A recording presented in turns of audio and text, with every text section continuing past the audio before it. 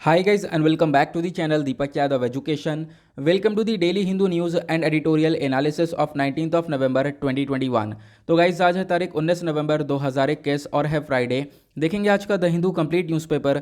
The Hindu complete newspaper को analyse करेंगे, but lecture में आगे बढ़ने से पहले अगर आप लोगों को ये कंप्लीट न्यूज़पेपर का पीडीएफ चाहिए तो क्या करना है, सबसे पहले डाउनलोड करना है टेलीग्राम और फिर जाकर सर्च बॉक्स में टाइप करना है Deepak Yadav education. As you can see guys आप लोगों को ये वाला चैनल मिल जाएगा, इस पर क्लिक करना और जाकर इस चैनल को ज्वाइन कर लेना। देखो अगर आप लोगों को इस तरीके से ये चैनल नहीं मिलता है तो नीचे डिस्क्रिप्शन बॉक्स में आप सभी लोगों को टेलीग्राम का लिंक दिया गया है, वो लिंक इसी चैनल का है। जैसे आप उस पर क्लिक करोगे ऑटोमेटिकली ये चैनल ओपन हो जाएगा, इसको जाकर ज्वाइन कर लेना। नाउ ज्वाइन करने से फ़ायदा क्या होगा, यहाँ पर आपको डेली बेसिस पर द हिंदू न्यूज़पेपर मिल जाता है, डेली करंट अफेयर के वीडियो का पीडीएफ मिल जाता है, डेली बहुत सारे डिजिटल नोट्स मिल जाते हैं और ये सारी चीज़ें मिलती हैं बिल्कुल फ्री में, तो जाकर इसको ज़रूर ज्वाइन करना। नाउ बढ़ते हैं आगे, और आगे बढ़ने से पहले हमेशा की तरह हम लोग अपने लेक्चर को एक मैप के क्वेश्चन के साथ स्टार्ट करेंगे। तो आज आप सभी लोगों को मैप में जाकर देखना है वेलिकोंडा रेंज को कहाँ पर है ये एग्जैक्टली लोकेटेड, अच्छे से मैप में देखना। देन उसके बाद आकर नीचे कमेंट सेक्शन में टाइप करना, जिससे कि आप लोग इसको लंबे समय तक याद रख पाओगे।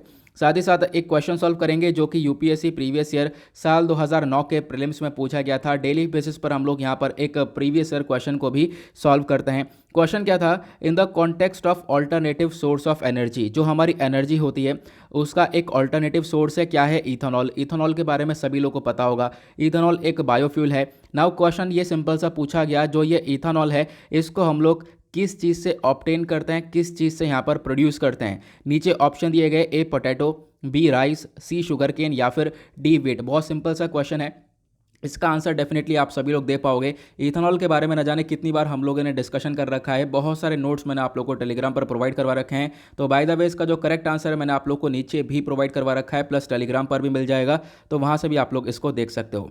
तो चलो शुरुआत करते हैं। यह है आज का सबसे पहला आर्टिकल, लेकिन उससे पहले बता दूं कि वीडियो आज थोड़ा सा और ज़्यादा लेट हो चुका है, मेरे थ्रोट में थोड़ा सा पेन है, उसकी वजह से मैं वीडियो बहुत स्लोली रिकॉर्ड कर पा रहा हूँ, ठीक है। और काफ़ी मुझे लंबे समय लग गया है वीडियो को आज तैयार करते करते, और काफ़ी सारा इंपॉर्टेंट डिस्कशन भी होने वाला है। बहुत सारे अच्छे अच्छे आर्टिकल्स हैं, एडिटोरियल बहुत अच्छा है आज का, प्लस उसके बाद और भी बहुत सारे आर्टिकल हैं अलग से, काफ़ी सारी इन्फॉर्मेशन जो मैं आप लोगों को देता हूँ वो भी बहुत इंपॉर्टेंट है। तो अच्छे से वीडियो को सुनते हुए चलना, सारी इंपॉर्टेंट इन्फॉर्मेशन आपको इस न्यूज़पेपर के पीडीएफ में तो मिलती है। साथ ही साथ टेलीग्राम चैनल, एक चैनल है दीपक यादव एजुकेशन और दूसरे चैनल है दीपक यादव एजुकेशन, ब्रैकेट में नोट्स लिखा हुआ है, दोनों ही चैनल ज्वाइन कर लेना, सभी पर आपको सारी काम की चीज़ें ही मिलने वाली हैं।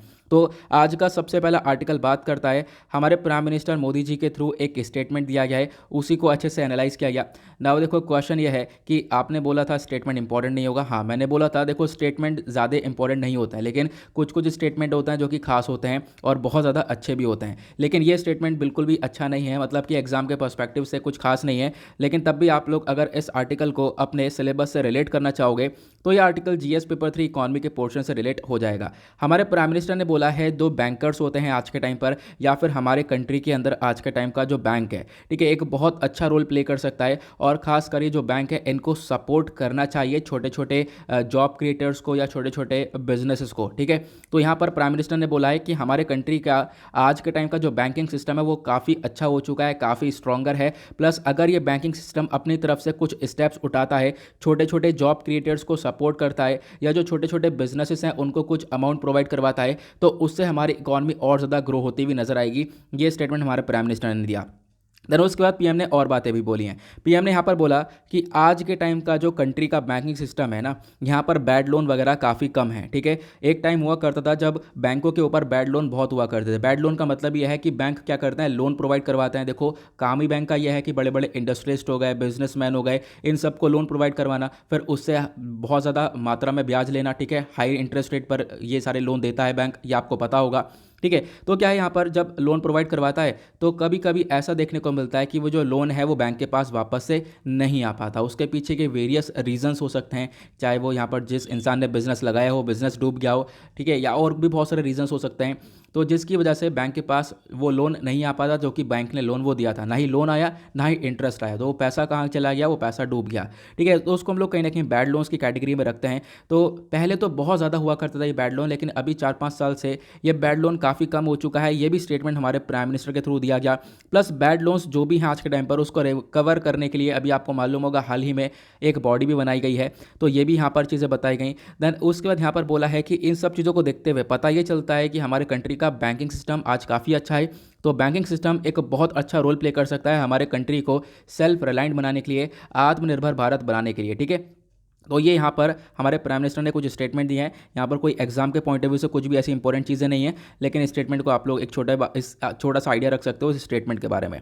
उसके बाद एक अगला आर्टिकल है, अगेन एक इंपॉर्टेंट आर्टिकल है यहाँ पर, ये हमारे एग्जाम के पॉइंट ऑफ व्यू से बहुत इंपॉर्टेंट हो सकता है। देख पाओगे यहाँ पर जो हमारे एक तरीके से कॉमर्स मिनिस्टर हैं गोयल साहब, इन्होंने बोला है जो WTO है, वर्ल्ड ट्रेड ऑर्गेनाइजेशन, इसको क्या करना चाहिए, इसको यहाँ पर बहुत सारे जो नेशन हैं, जैसे कि क्या करते हैं, बहुत सारी जो कंट्रीज़ हैं वो ट्रेड रूल्स को, जो व्यापार को लेकर काफ़ी सारे रूल्स हैं ना, ठीक है, उनको वायलेट कर रहे हैं, उनका हनन कर रहे हैं। तो WTO को क्या करना चाहिए, उन सब चीज़ों के ऊपर लगाम लगानी चाहिए। रीन मतलब एक लगाम लगानी चाहिए, उसके ऊपर रोक लगानी चाहिए। देखो यहाँ पर इनडायरेक्टली यहाँ पर चाइना को ही बोला जा रहा है, लेकिन चाइना का यहाँ पर नाम नहीं लिया गया है, ठीक है। आप देख पाओगे ये चीज़। तो चाइना के थ्रू बहुत सारे हम लोग देखते हैं कि जो ट्रेड रूल्स हैं, जो व्यापार के रूल्स एंड रेगुलेशंस हैं, जो कि WTO सेट करता है, वो सारे रूल्स एंड रेगुलेशंस वायलेट करे जाते हैं, ठीक है। तो यहाँ पर इसी प्रकार से ये स्टेटमेंट दिया गया हमारे कॉमर्स मिनिस्टर पीयूष गोयल साहब के थ्रू। तो ये चीज़ आप लोग यहाँ पर देख पा रहे होंगे। इन्होंने चाइना का नाम नहीं लिया है, लेकिन फिर भी यहाँ पर बताया कि आज के टाइम पर जो बहुत सारी कंट्रीज़ हैं, ठीक है, मतलब चाइना को इनडायरेक्टली यहाँ पर बताया ही है कि इसके थ्रू क्या करे जा रहे हैं, आज के टाइम पर हमारे कंट्री में जो ट्रेड रूल्स है उनको वायलेट किया जा रहा है। देखो जो WTO है, वर्ल्ड ट्रेड ऑर्गेनाइजेशन, इसका मेन काम क्या है, ट्रेड के लेकर रूल्स एंड रेगुलेशंस को मेंटेन करना। आज के टाइम पर जो कंट्री हैं उनके बीच में जो व्यापार हो रहा है, वो व्यापार किस बेसिस पर हो रहा है, वो WTO आज के टाइम पर करवा रहा है, ठीक है। WTO के कुछ फ्रेमवर्क्स हैं, कुछ रूल्स एंड रेगुलेशंस हैं, जिस बेसिस पर हम लोग सारी कंट्रीज उन चीज़ों को फॉलो करते हुए क्या कर रहे हैं, आज के टाइम पर हम लोग व्यापार कर रहे हैं। अगर कोई विवाद हो जाता है व्यापार को लेकर, कोई डिस्प्यूट हो जाता है, वो सब भी कहाँ पे जाता है, वो WTO के अंदर जाता है। ये आप लोगों को पता होना चाहिए, ठीक है। तो WTO के बारे में मैं आपको 2-4 इन्फॉर्मेशन बता देता हूँ जो कि प्रीलिम्स में आपसे पूछी जा सकती है। तो इसी वजह से इस आर्टिकल को भी हाईलाइट किया गया कि आप लोग WTO के बारे में चीज़ों को समझ लो, ठीक है। तो World Trade Organization article GS paper 2 के पर्सपेक्टिव से इंपॉर्टेंट है, क्योंकि जब आप लोग सिलेबस देखोगे तो सिलेबस के अंदर कुछ टॉपिक्स हैं जैसे कि इंपॉर्टेंट इंटरनेशनल इंस्टीट्यूशन। अब जब इंटरनेशनल इंस्टीट्यूशन हमारे सिलेबस का पार्ट है, तो चाहे वो कोई से भी इंस्टीट्यूशन हो, आपको पढ़ना ही होगा, क्योंकि कहीं से भी क्वेश्चन डेफिनेटली बन सकता है, ठीक है। सबसे पहली बात समझेंगे हम लोग वर्ल्ड ट्रेड ऑर्गेनाइजेशन बना कैसा था। देखो वर्ल्ड ट्रेड ऑर्गेनाइजेशन से पहले एक और बॉडी हुआ करती थी जिसका नाम था GATT। इसका ही फुल फॉर्म है general agreement on tariff and trade, ठीक है। GATT के बाद हमने WTO को बनाया है, यह आप लोग को ध्यान रखना है, ठीक है। इसके बारे में आइडिया देना है। 1947 के आसपास यहाँ पर इसको बनाया गया था, और एक राउंड हुआ था जिसको हम लोग बोलते हैं उरुग्वे राउंड, ठीक है, उरुग्वे राउंड बोलते हैं। 1986 से लेकर 94 के आसपास यहाँ पर ये राउंड हुआ था, और जिस बेसिस पर हम लोगों ने क्या करा, WTO को बनाया था। और WTO का जो भी ऑपरेशन है बेसिकली, यानी कि जो WTO है अपना काम करना कब से शुरुआत करी WTO ने, वो 1995 से शुरुआत करी है, ये आप लोग को ध्यान रखना है। WTO ऑपरेशन में कब से आया है, 1995 से आया है, ये आपको एक छोटा सा इसके बारे में आइडिया रखना है, ठीक है। एक एग्रीमेंट हुआ था जिस एग्रीमेंट के बेसिस पर WTO को बनाया गया, ठीक है। तो वो जो एग्रीमेंट है उसको हम लोग क्या बोलते हैं, उसको बोलते हैं मराकेश एग्रीमेंट। आपसे क्वेश्चन बन सकता है, ध्यान से याद रखना है इसके बारे में। एक एग्रीमेंट के बेसिस पर जब हमने WTO को बनाया था, उस एग्रीमेंट को बोला जाता है मराकेश एग्रीमेंट, ठीक है। इस एग्रीमेंट को साइन किया गया था मराकेश, मोरक्को के अंदर, इसी वजह से ये नाम दिया गया है। 1994 में ये सारा काम हुआ था। देन उसके बाद WTO एक इंटरनेशनल ऑर्गेनाइजेशन है, ठीक है, जिसका मेन काम है क्या करना, जो नेशंस हैं, जो कंट्रीज़ हैं जिनके बीच में ट्रेड हो रहा है, व्यापार हो रहा है, उसको शांतिपूर्वक कंडक्ट करवाना। उसी व्यापार को लेकर WTO बहुत सारे रूल्स को लेकर आता है जिसको वो कंट्रीज़ फॉलो करते हुए अपना व्यापार करती हैं, ये आपको मालूम होना चाहिए, ठीक है। जैसे मैंने बताया WTO से पहले ट्रेड को देखने वाली एक बॉडी हुआ करती थी GATT, मैंने अभी आप लोगों को बताया है। लेकिन GATT और WTO दोनों के बीच में काफ़ी बड़ा डिफरेंस है, क्योंकि जो GATT है ना, इसका सबसे बड़ा मतलब नुकसान यही था कि सिर्फ और सिर्फ ये गुड्स को लेकर, मतलब जो भी गुड्स के लेकर मैटर हुआ करते थे उन्हीं को देखता था। लेकिन जो WTO है ना, WTO यहाँ पर चाहे वो गुड्स हों चाहे वो सर्विसेज हों, हर चीज़ को यहाँ पर कवर करता है। इसी वजह से हम लोग WTO को बाद में लेकर आए, ताकि हर चीज़ को हम लोग यहाँ पर इसके अंदर रखें। WTO का हेडक्वार्टर जेनेवा स्विट्जरलैंड के अंदर है, ये भी आपको ध्यान रखना है। मेंबर्स की बात करें तो आज के टाइम पर 164 मेंबर्स इसके देखने को मिलेंगे, इसमें यूरोपियन यूनियन भी है, ठीक है। उसके बाद बात करें तो अभी इंडिया क्या है, तो इंडिया यहाँ पर इसका फाउंडिंग मेंबर भी है। ठीक है, इंडिया यहाँ पर फाउंडिंग मेंबर है GATT का। तो मैंने अभी आपको बताया ना, GATT 1947 में बनाया गया था। अभी मैंने स्टार्टिंग में सबसे पहली लाइन में ये बताया था। WTO ऑपरेशनलाइज कब हुआ था? 1995 में। दोनों के बीच का टाइम पीरियड भी आपको याद रखना है। तो इंडिया भी यहाँ पर एक one of the founding member भी माना जाता है। उसके बाद अब बात करते हैं WTO का स्ट्रक्चर कैसा है, WTO काम कैसे करता है, ये बहुत इंपॉर्टेंट है।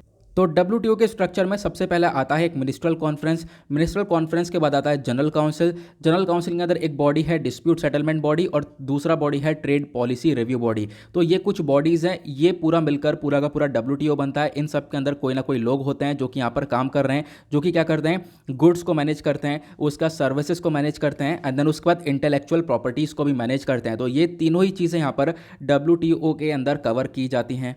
अब मैं आपको थोड़ा थोड़ा डिटेल में बता देता हूँ कि जो मिनिस्ट्रल कॉन्फ्रेंस है उसका काम क्या है। देखो, जो WTO है ना, पूरा WTO डोमिनेट किया जाता है इस मिनिस्ट्रल कॉन्फ्रेंस के थ्रू। मिनिस्ट्रल कॉन्फ्रेंस एक बहुत बड़ी बॉडी है, जो WTO के जितने भी मेंबर्स होते हैं उन सब के रिप्रेजेंटेटिव्स यहाँ पर इस मिनिस्ट्रल कॉन्फ्रेंस के अंदर देखने को मिलते हैं। और इस मिनिस्ट्रल कॉन्फ्रेंस की मीटिंग होती है हर 2 साल में, यहाँ पर ये मीटिंग आसपास देखने को मिल जाती है। और ये लोग फिर कुछ डिसीजंस लेते हैं इन्हीं ट्रेड को लेकर, व्यापार को लेकर, ये आपको मालूम होना चाहिए। देन उसके बाद मैंने आपको बताया मिनिस्ट्रल कॉन्फ्रेंस के बाद WTO के अंदर एक होता है जनरल काउंसिल।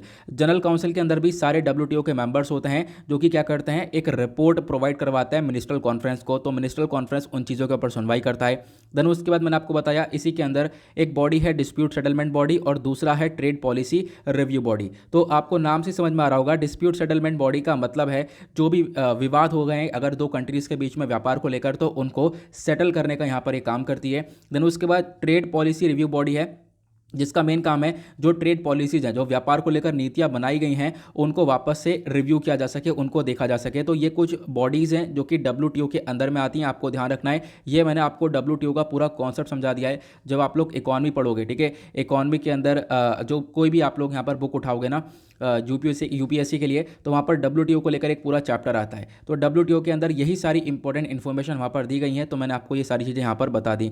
नाउ WTO के कुछ ऑब्जेक्टिव्स भी हैं। ऑब्जेक्टिव्स आप समझ ही गए होंगे। सबसे पहली बात, जो इंटरनेशनल ट्रेड है, ठीक है, व्यापार हो रहा है दुनिया भर में, उसको एक तरीके से अच्छे से लेकर चलने का काम है WTO का। और WTO यहाँ पर और भी एक मंच प्रोवाइड करवाता है जहाँ पर बातचीत होती है, और साथ ही साथ यहाँ पर क्या होता है, आगे का जो ट्रेड है उसको लेकर यहाँ पर कैसे करना है उसको लेकर पहले से डिस्कशन होता है। जो प्लस यहाँ पर ट्रेड डिस्प्यूट्स उनको रिजॉल्व करने का काम करता है। डिसीजन मेकिंग प्रोसेस है। ये सारी चीज़ें आप लोग को यहाँ पर बता ही दी गई हैं। ओके, तो सिंपल सा आर्टिकल है लेकिन बहुत इंपॉर्टेंट आर्टिकल है, इसको हमने इंपॉर्टेंट बना दिया है। आगे बढ़ेंगे अगले आर्टिकल पर। तो एक छोटा सा आर्टिकल है, अगेन एक और इंपॉर्टेंट आर्टिकल है। देखो, यहाँ पर सुप्रीम कोर्ट की बात हो रही है, हाई कोर्ट्स की बात हो रही है। तो अगेन आप समझ गए होंगे ये आर्टिकल GS पेपर 2 पॉलिटी के पर्सपेक्टिव से इंपॉर्टेंट है। तो सुप्रीम कोर्ट के थ्रू एक स्टेटमेंट आया है। अब वो स्टेटमेंट क्या है इसको हम लोग थोड़ा सा समझते हैं। ठीक है, स्टेटमेंट में यहाँ पर बोला गया, पहली बात तो आप देख पाओगे, सुप्रीम कोर्ट ने बोला है sexual intent not skin to skin contact. ये क्या है, इसका मतलब हम थोड़ा सा समझते हैं। देखो, बॉम्बे हाई कोर्ट के अंदर एक केस गया। ठीक है, अब जो बॉम्बे हाई कोर्ट के अंदर एक केस गया था, वहाँ पर आप कह सकते हो एक व्यक्ति है जिसने क्या करा, एक बच्चे को ग्रोप किया ऊपर, क्लॉथ के ऊपर से। मतलब क्या है ना इसका, कि आप कह सकते हो कि एक बच्चा है, ठीक है, एक बच्ची है, कोई भी है, तो इस व्यक्ति ने क्या करा, उसको उसके क्लॉथ के ऊपर से, उसके कपड़े के ऊपर से उसको टटोला। ठीक है, यहाँ पर ये आप वर्ड यूज़ कर सकते हो, उसको टटोला। तो उस बेसिस पर यहाँ पर क्या हुआ, ये मुद्दा पहुँचा बॉम्बे हाई कोर्ट के अंदर, और बॉम्बे हाई कोर्ट ने क्या करा, उस व्यक्ति को दोषी साबित कर दिया कि हाँ, ऐसा यहाँ पर नहीं होना चाहिए था, ये गलत काम किया गया है, क्लॉथ के ऊपर से किया गया है, लेकिन फिर भी ये गलत है। तो सुप्रीम कोर्ट यहाँ पर आता है। सुप्रीम कोर्ट बोलता है देखो, यहाँ पर क्या देखना होता है, एक इंसान का सेक्शुअल इंटेंट देखना होता है, प्लस यहाँ पर स्किन टू स्किन कॉन्टैक्ट है या नहीं है ये देखना होता है। तो सुप्रीम कोर्ट ने यहाँ पर क्या करा, बॉम्बे हाई कोर्ट का जो यह डिसीजन है इसको कर दिया है खारिज, इसको कर दिया है क्वाश। ठीक है, तो सुप्रीम कोर्ट ने थर्सडे में इसको क्वाश किया, खारिज कर दिया, और बोला है कि देखो यहाँ पर कोई भी स्किन टू स्किन कांटेक्ट नहीं है, सिर्फ क्लॉथ के ऊपर से ग्रोप किया गया है। तो यहाँ पर स्किन टू स्किन कांटेक्ट नहीं है, इस वजह से यहाँ पर ये बॉम्बे हाई कोर्ट का डिसीजन गलत है, इसको खारिज किया जाता है। ये आप देख पाओगे। अब यहाँ पर एक चीज़ बहुत इंपॉर्टेंट है, ये जो पूरा केस है ना, ये किसके अंदर में दर्ज किया गया था, एक एक्ट के अंदर में दर्ज किया गया था जिसको हम लोग बोलते हैं पोक्सो। पोक्सो की फुल फॉर्म है protection of children from sexual offences act. अगर बच्चों के प्रति कोई भी यहाँ पर इस प्रकार का सेक्सुअल ऑफेंस हो रहा है तो उसी के लिए यहाँ पर ये इस एक्ट को बनाया गया है। मैं भी अभी आपको इसके बारे में बताऊंगा, लेकिन उससे पहले हम लोग इस आर्टिकल में 2-4 बातें और समझ लेते हैं। ये जो एक्ट है यहाँ पर, ये बेसिकली बात करता है कि मान लो यहाँ पर ये, जैसे कि यहाँ पर जो एक्ट है, जैसे मैंने आपको बताया, ये बात करता है इसका जो सेक्शन, इसके अंदर बहुत सारे सेक्शंस देखने को मिलेंगे। इसका जो सेक्शन 7 है वो क्या बोलता है, ये मैंडेट करता है, मान लो यहाँ पर कोई भी है, अगर उसका एक सेक्सुअल इंटेंट है या फिर वो किसी व्यक्ति के वेजिना, पेनिस या फिर एनस, ब्रेस्ट अगर इसको टच करता है बच्चे के, तो फिर उसको सेक्सुअल अगर उसका मतलब सेक्सुअल इंटेंट की कैटेगरी में देखते हुए उसके अगेंस्ट में यहाँ पर ये पोक्सो के चार्जेस लगाए जा सकते हैं, ये आप लोग यहाँ पर कह सकते हो। ठीक है, तो यहाँ पर ये चीज़ें मेंशन्ड है, लेकिन कोई भी यहाँ पर आप देख पाओगे ये चीज़ें मेंशन नहीं कि क्लॉथ के ऊपर से स्किन टू स्किन कॉन्टैक्ट, ये चीज़ यहाँ पर मेंशन नहीं है। लेकिन अभी क्या हुआ, अभी आप लोगों ने यहाँ पर जो सामने केस हुआ है इसके बारे में समझ लिया है कि सुप्रीम कोर्ट ने क्या स्टेटमेंट दिया, प्लस बॉम्बे हाई कोर्ट ने यहाँ पर क्या किया था, ये आप लोगों को इसके बारे में पता हो जाना चाहिए। देन उसके बाद अब देखो ये आर्टिकल आपसे एग्जाम में डायरेक्टली कहीं पर भी नहीं पूछने वाले। अब यहाँ पर पोक्सो एक्ट जो है ये अपने आप में इंपॉर्टेंट है, तो पोक्सो के बारे में डेफिनेटली क्वेश्चन बन सकता है। पोक्सो की फुल फॉर्म मैंने आपको बता दिया, ये एक्ट लाया गया था साल 2012 के अंदर। आर्टिकल जीएस पेपर 2 के पर्सपेक्टिव से इंपॉर्टेंट है क्योंकि आपके सिलेबस के अंदर एक टॉपिक दे रखा है इश्यूज रिलेटेड टू चिल्ड्रन, तो आप देख सकते हो ये डेफिनेटली चिल्ड्रन से रिलेटेड एक इशू है, तो इसी वजह से आर्टिकल इंपॉर्टेंट भी है। तो पोक्सो एक्ट की अगर हम बात करें तो इसको बनाया गया था 2012 में, मैंने आपको बताया, ताकि यहाँ पर क्या कर सके हम लोग, जो बच्चों के प्रति एक हैरेसमेंट हो रहा है या फिर आप कह सकते हो कि बच्चों के प्रति एक सेक्सुअल ऑफेंस देखने को मिल रहा है, उन सब चीज़ों को रोका जा सके। ये जो एक्ट है बेसिकली यहाँ पर ये डिफाइन करता है, ये बच्चों के लिए है। बच्चों के लिए मतलब यहाँ पर जो 18 साल से कम उम्र वाले लोग हैं उन्हीं के लिए, उन्हीं चाइल्ड के लिए यहाँ पर इस एक्ट को लाया गया है, ये आपको समझना है। देन उसके बाद यहाँ पर क्या है, ये जो एक्ट है ये डिफाइन करता है कि मान लो हर एक टाइप का जो भी कोई भी सेक्सुअल एब्यूज़ है, ठीक है, ये कोई एजॉल्ट हो गया, कोई सेक्सुअल हैरासमेंट हो गया, पोर्नोग्राफी है, कोई भी चीज़ अगर यहाँ पर बच्चे के प्रति हो रही है तो वो सब यहाँ पर पोक्सो के अंदर में देखी जाएगी, ये आप लोग को ध्यान देना है।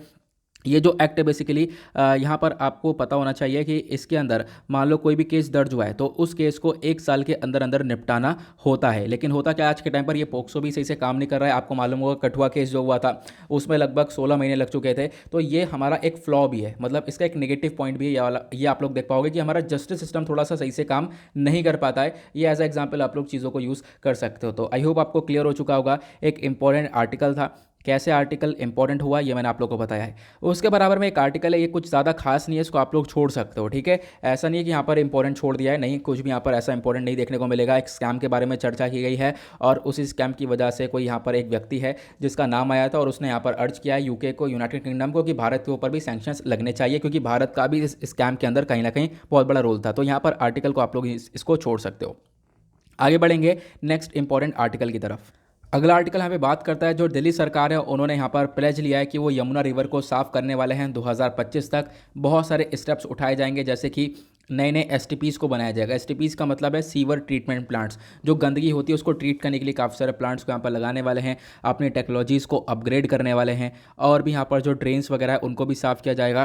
तो मतलब यहाँ पर यमुना रिवर को साफ़ करने की चर्चा की गई है, लेकिन यहाँ पर ये आर्टिकल आपसे कहीं नहीं पूछने वाले। ठीक है, अब मैं यहाँ पर यमुना रिवर के बारे में बताने के लिए मैंने इस आर्टिकल को बेसिकली हाईलाइट किया है, क्योंकि जो रिवर्स हैं उनके बारे में जब भी कोई भी रिवर न्यूज़ में, तो आप लोगों को पढ़ना ही चाहिए, क्योंकि रिवर के रिगार्डिंग हम लोग देखते हैं हर साल कहीं ना कहीं एक क्वेश्चन निकल कर आ ही जाता है।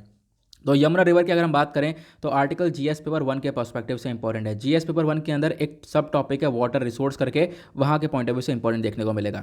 तो यमुना रिवर का अगर हम सोर्स की बात करें तो यमुना रिवर एक तरीके से एक मेजर ट्रिब्यूटरी, एक सहायक नदी है गंगा रिवर की, आप लोग को ध्यान रखना है।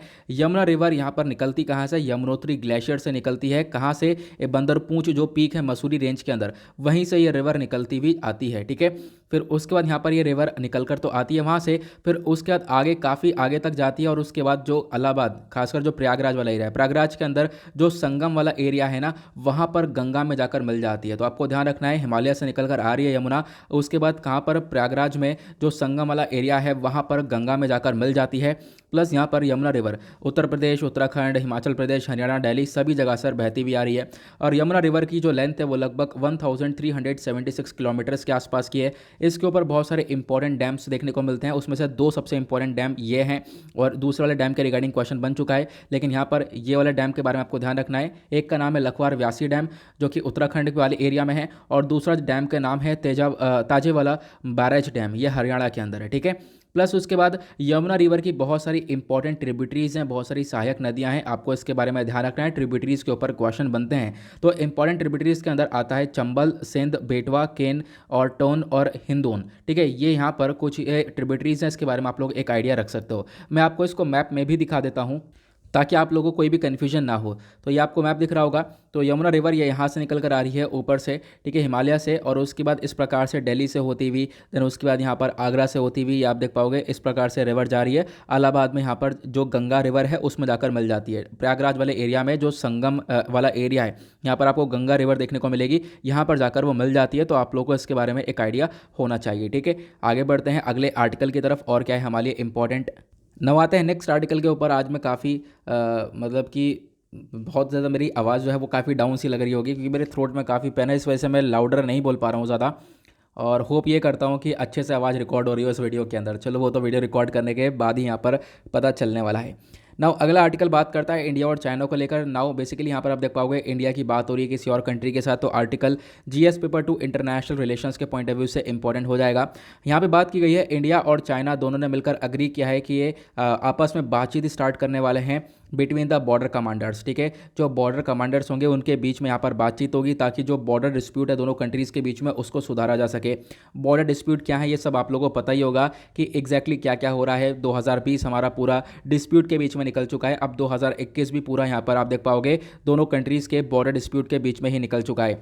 तो हमने देखा काफ़ी सारी मीटिंग की लेवल की बातचीत हो चुकी है, मतलब कमांडर लेवल की बातचीत यहाँ पर देखने को मिली। 13वां लेवल का अभी हाल ही में ये बातचीत हुआ था, उसके अंदर भी कोई भी ऐसा सोल्यूशन निकला नहीं है। अब यहाँ पर 14वें लेवल की बातचीत होने वाली है, लगभग 14th round of commander level की बातचीत यहाँ पर होगी, ठीक है। अभी जो 13th लेवल वाली हुई थी वो अक्टूबर के महीने में हम लोगों ने देखा था, जहाँ पर कोई प्रॉपर सोल्यूशन नहीं आए थे। अब जो 14th राउंड है वो भी यहाँ पर पॉसिबिलिटी होगी जल्दी, जहाँ पर मेन फोकस रखा जाएगा कि हम लोग कंप्लीटली डिसएंगेजमेंट कर सकें जो भी एलएसी के ऊपर कुछ पॉइंट्स हैं वहाँ पर, ठीक है।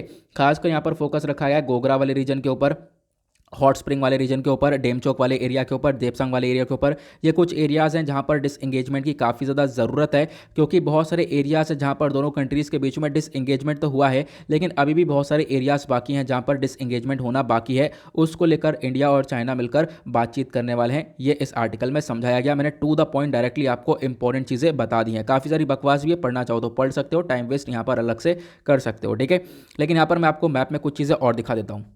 तो मैप में देखिए थोड़ा सा हम लोग इस आर्टिकल को और प्रोडक्टिव बना देते हैं। तो यहाँ पे आप देख पाओगे इधर आपको इंडिया देखने को मिलेगा, इधर चाइना है। इंडिया चाइना के बीच में जो विवाद होते हैं वो लगभग 3 एरियाज़ में सबसे ज़्यादा देखने को मिलते हैं। खासकर जैसे हम बात करते हैं ना बॉर्डर डिस्प्यूट भारत और चाइना के कहाँ कहाँ पर रहते हैं। एक तो अक्साई चीन वाले एरिया पे रहता है, एक सेंट्रल सेक्टर में रहता है, देन उसके बाद एक ईस्टर्न सेक्टर अरुणाचल प्रदेश वाले एरिया में रहता है, खासकर तवांग वाले एरिया में, ठीक है। ये आप लोग को ध्यान देना है। देन उसके बाद यहाँ पर आप मैप देख पा रहे होंगे, अभी मैंने कुछ एरियाज़ के नाम दिए थे, हॉट स्प्रिंग का नाम दिया था, ठीक है, गोगरा का नाम दिया था। तो ये जो गोगरा, हॉट स्प्रिंग, वो सारे एरियाज आपको यहाँ पर देखने को मिलेंगे, ठीक है। ये PP15 वाले में, मतलब पेट्रोलिंग पॉइंट 15 वाले एरिया पर आपको ये देखने को मिलेगा।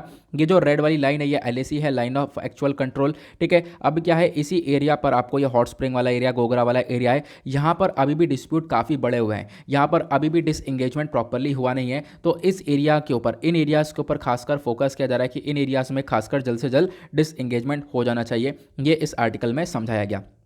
अगले आर्टिकल पर आएंगे। नेक्स्ट आर्टिकल बहुत इंपॉर्टेंट होने वाला है। जैसे मैंने बताया ना बहुत सारे स्टेटमेंट बहुत इंपॉर्टेंट होते हैं, तो ये आर्टिकल बहुत ज़बरदस्त है। हमने कुछ दिन पहले डेली करंट अफेयर वाले वीडियो में क्रिप्टो करेंसी के बारे में डिस्कशन किया था, तो कोई बात नहीं, आज मैं आपको समझाऊंगा अच्छे से क्रिप्टो करेंसी क्या होती है, कैसे यहाँ पर क्रिप्टो करेंसी वर्क करती है। लेकिन उससे पहले आप लोगों को समझना है आर्टिकल में क्या बात हो रही है। आर्टिकल में हमारे प्राइम मिनिस्टर मोदी जी ने बोला है कि आज के टाइम पर क्रिप्टो करेंसी की डिमांड काफ़ी बढ़ चुकी है, क्रिप्टो करेंसी की चर्चा काफ़ी ज़्यादा हो रही है। तो अब हम लोगों को क्रिप्टो करेंसी के रिगार्डिंग एक कॉशन लेना पड़ेगा, एक सावधानी परखनी पड़ेगी, क्योंकि क्रिप्टो करेंसी का एक गलत इस्तेमाल भी हो सकता है, ठीक है। तो क्रिप्टो करेंसी के एडवांटेजेस प्लस डिसएडवांटेजेस दोनों चीज़ें मैं क्लियर करूंगा, बस बने रहना। क्रिप्टो करेंसी के सारे नोट्स वगैरह आपको यहाँ पर प्रोवाइड करवा दिए जाएंगे। तो अभी क्या हुआ है, जो हमारे प्राइम मिनिस्टर मोदी जी हैं, इन्होंने यहाँ पर अपना जो स्पीच है वो कहाँ पर दिया, सिडनी डायलॉग में। सिडनी डायलॉग में स्पीच दी है थर्सडे में, उसी दौरान यहाँ पर बोला है कि आज के टाइम पर जो क्रिप्टो करेंसी एक दिक्कत वाली बात बन चुकी है। दिक्कत वाली बात इसलिए है क्योंकि क्रिप्टो करेंसी एक ओपन करेंसी है। अब यहाँ पर इसके ऊपर कोई भी रेगुलेटरी बॉडी है नहीं, कोई भी कंट्रोल करने के लिए इसके ऊपर बॉडी देखने को नहीं मिलेगी, तो इसका पूरा पॉसिबिलिटी है मिसयूज हो सकता है। तो इस बेसिस पर हमें क्रिप्टो करेंसी को लेकर जो दुनिया भर की बड़ी बड़ी डेमोक्रेसीज हैं वो साथ में मिलकर आए और क्रिप्टो करेंसी को रेगुलेट करने के बारे में चर्चा करें, ऐसा हमारे प्राइम मिनिस्टर ने ये स्टेटमेंट दिया है। डायरेक्टली आप लोग यहाँ पर देख पाओगे, ये सारी चीज़ मैंने आप लोग को बता दी हैं, ठीक है। तो बिगेस्ट स्ट्रेंथ क्या है डेमोक्रेसी की, वो है ओपननेस, ठीक है। अब यहाँ पर क्या है, और इसी समय पर हम लोग क्या कर सकते हैं, हम लोग लोग यहाँ पर एक तरीके से देख सकते हैं कि क्रिप्टो करेंसी का मिसयूज़ भी काफ़ी हो सकता है। तो क्रिप्टो करेंसी के रिगार्डिंग भारत को प्लस और कंट्रीज़ को भी आना चाहिए साथ में मिलकर, और उनको यहाँ पर एक सेफ्टी को इंश्योर करना चाहिए। कुछ रिपोर्ट्स वगैरह लेकर आने के बाद हम लोग को ये तय करना चाहिए कि क्रिप्टो करेंसी का किस प्रकार से यूज़ करना है। ठीक है, तो ये यहाँ पर हमारे प्राइम मिनिस्टर ने स्टेटमेंट दिया। चलो, अब हम लोग बात करते हैं क्रिप्टो करेंसी के बारे में। तो आर्टिकल जीएस पेपर 3 के पॉइंट ऑफ व्यू से इंपॉर्टेंट है कि आपके सिलेबस के अंदर कुछ पॉइंट्स दे रखे हैं, IT and computer, mobilisation of resources, यहाँ के पॉइंट ऑफ व्यू से इंपॉर्टेंट हो जाएगा। तो न्यूज़ में क्या होगी कि हाल ही में जो हमारे प्राइम मिनिस्टर ऑफ इंडिया हैं, इन्होंने एक मीटिंग चेयर करी थी, और मीटिंग चेयर करते हुए इन्होंने तब भी ये बोला था कि जो क्रिप्टो करेंसी है इसको रेगुलेट करने की ज़रूरत है। नाउ ये स्टेटमेंट फिर से देखने को मिलेगा, मतलब आर्टिकल बहुत इंपॉर्टेंट हो चुका है, और आने वाले टाइम पर क्रिप्टो करेंसी फिर से न्यूज़ में आने वाली है। ध्यान से सुनना, क्योंकि एक बिल आने वाला है क्रिप्टो करेंसी को लेकर जहां पर रेगुलेट करने की चर्चा की गई है। अभी मैं उस बिल के बारे में भी आप लोगों को बताता हूं। ठीक है, तो देखो, क्रिप्टो करेंसी हमारे देश भर में प्लस दुनिया भर में 3-4 चीज़ों की वजह से काफ़ी चर्चा में। एक तो ये बात हो गई, ठीक है, आपने ये न्यूज़ पढ़ लिया। दूसरी चर्चा इसलिए थी क्योंकि देखो क्या हुआ था, रिजर्व बैंक ऑफ इंडिया ने क्या करा, क्रिप्टो करेंसी के ऊपर बैन लगा दिया। रिजर्व बैंक ऑफ इंडिया ने बोला जो क्रिप्टो करेंसी है उसके ऊपर कोई रेगुलेटरी बॉडी है नहीं, तो इसको यहाँ पर बैन कर देना चाहिए। फिर उसके बाद सुप्रीम कोर्ट ने यहाँ पर क्या करा, उस बैन को हटाया। कह रहा, सुप्रीम कोर्ट ने बोला नहीं, ऐसे कोई भी यहाँ पर किसी चीज़ के ऊपर बैन नहीं लगने वाला। देन उसके बाद आता है चाइना। चाइना की भी एक हरकत देखने को मिली। चाइना ने क्या करा, क्रिप्टो करेंसी को ऑल ओवर इलीगल बोल दिया कि भाई क्रिप्टो करेंसी पूरी इलीगल है। चाइना ने बोला कि हमारे कंट्री में इसका यूज़ नहीं होगा, हम अपने खुद की डिजिटल मनी, डिजिटल करेंसी बनाएंगे। देन उसके बाद ये तीसरा चर्चा हो गया। चौथी बार में क्यों चर्चा में आया क्रिप्टो करेंसी, क्योंकि एक कंट्री ऐसे निकल कर आई है जिसका नाम है एल सल्वाडोर। इन्होंने यहाँ पर बिटकॉइन को एज अ लीगल टेंडर दे दिया है। मतलब एल सल्वाडोर का जो crypto currency as a legal tender है, क्रिप्टो करेंसी के एक्सेप्टमेंट पूरी तरह से चलेगी। मतलब वहाँ पर बहुत आराम से यहाँ पर क्रिप्टो करेंसी का आप यूज़ देख पाओगे। ठीक है, तो यहाँ पर इस प्रकार से क्रिप्टो करेंसी काफ़ी चर्चा में है। एक आर्टिकल आपने ये भी पढ़ लिया है, तो बहुत इंपॉर्टेंट है पढ़ने के लिए। इस साल तो बहुत ही चर्चा में रहा है। तो अगर हम लोग बात करें क्रिप्टो करेंसी को लेकर क्या क्या फ़ायदे देखने को मिलते हैं, सबसे पहली बात, काफ़ी तेज़ है और काफ़ी यहाँ पर सस्ता देखने को मिलेगा। मतलब सस्ता इस मामले में, क्योंकि बड़े लेवल पर जब आप लोग ट्रेड कर रहे हो तो उस हिसाब से यहाँ पर सस्ता ही देखने को मिलेगा ना।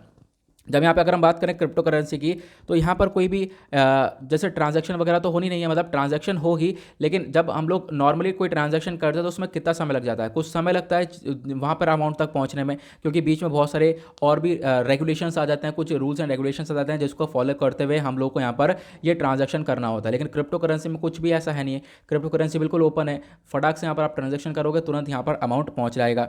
उसके बाद आज के टाइम पर क्रिप्टो करेंसी एक ऐसी करेंसी बन चुका है जहाँ पर इन्वेस्टमेंट लगातार बढ़ रहा है। दिन ब दिन लोग यहाँ पर एक तरीके से अट्रैक्ट हो रहे हैं कि क्रिप्टो के अंदर हम लोग यहाँ पर पैसा डालना चाहिए, बिटकॉइन के अंदर पैसा इन्वेस्ट करना चाहिए। ठीक है, तो आप लोग यहाँ पर देख पाओगे जैसा गोल्ड होता है ना, उसी प्रकार से आप देख पाओगे आज के टाइम पर क्रिप्टो करेंसी की सप्लाई काफ़ी कम है और इसके अंदर इन्वेस्टमेंट काफ़ी बढ़ चुका है। एक फ़ायदा ये आपको देखने को मिलेगा।